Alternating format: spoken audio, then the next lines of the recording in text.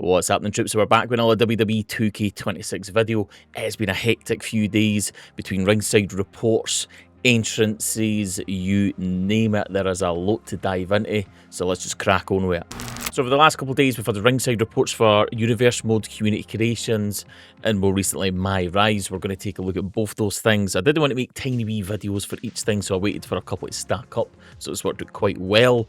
We've also got a event going on with some content creators and getting hands-on, so there's probably going to be a ton of info dropping over the weekend. Plenty of stuff to look out for while we get this roster reveal anytime soon.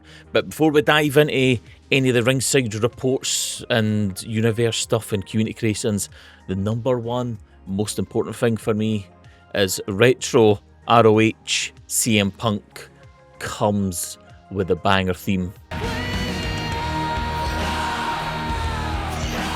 Now, Punk did use this in AEW not too long ago with MGF. I did not think we would get this tune in here. So excited that that made the cut. That was a pleasant surprise. So now that that's my biggest part of the news out the way, let's dive into the rest. So starting off with MyRise, we have got the usual formula. One female story, one male story. So both characters taking the archetyped moniker after a short break.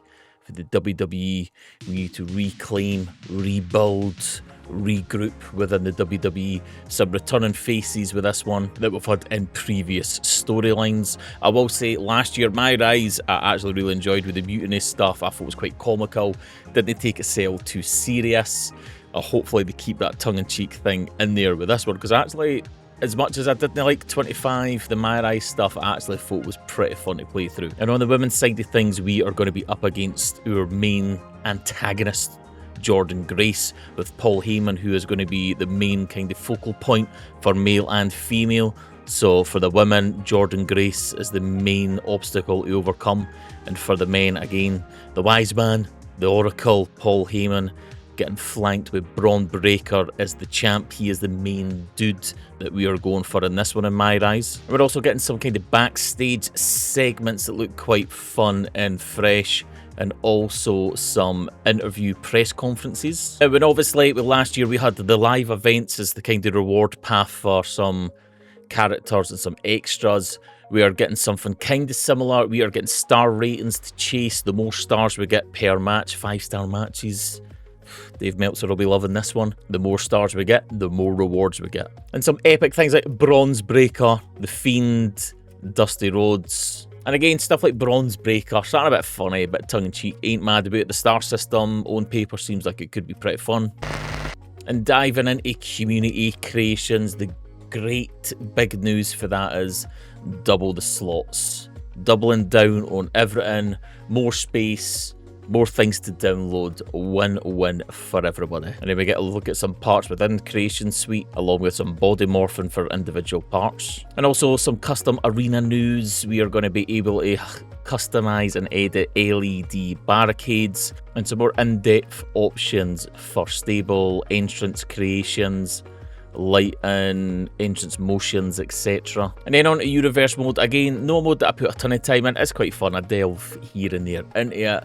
But big part with Universe this time is we have draft modes back in there, and we can set the drafts as big events. With a lot of options for the draft, champs, who's going where, logos, you name it, they are making a big focal point when it comes to the draft in Universe Mode this year. We also get a look at some matchmaking sliders for bonuses, setting things for how you like your shows to operate. And obviously draft mode is a big thing for a lot of people out there. And another small detail that I thought was quite a cool wee touch is attires within the shows. PLEs can have set attires.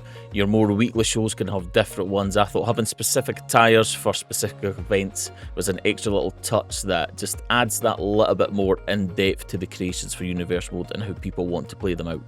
And promos getting a little bit work in there for Universe as well. Champions can set out their intentions. Challengers can step up to the plate. A lot more options within the promo features for Universe Mode this year. And for Money in the Bank cash-ins, they have been tweaked a little bit. No more target championships, meaning that briefcase can be cashed in any title on any show. And when it comes to stables, we can take advantage of full team motions for specific stables within Universe Mode to give it that more authentic feel.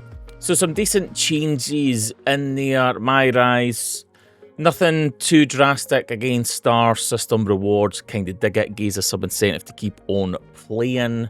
Universe stuff seems great, and all the kind of e-feds and stuff out there, and just people that like to run the Universe mode. Some nice wee tweaks in there with promos, the attires and stuff like that. So overall, seems pretty promising. Again, hopefully a wee roster reveal coming soon.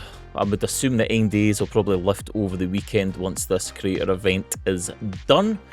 But promising overall. There'll be plenty more 2K26 content coming up on the channel. Keep your eyes peeled. The release is getting crazy close now, so just cannot wait to get hands on. The usual YouTube stuff. Hit that thumbs up button if you ain't hit the sub, and I'll catch you in the next one. Peace.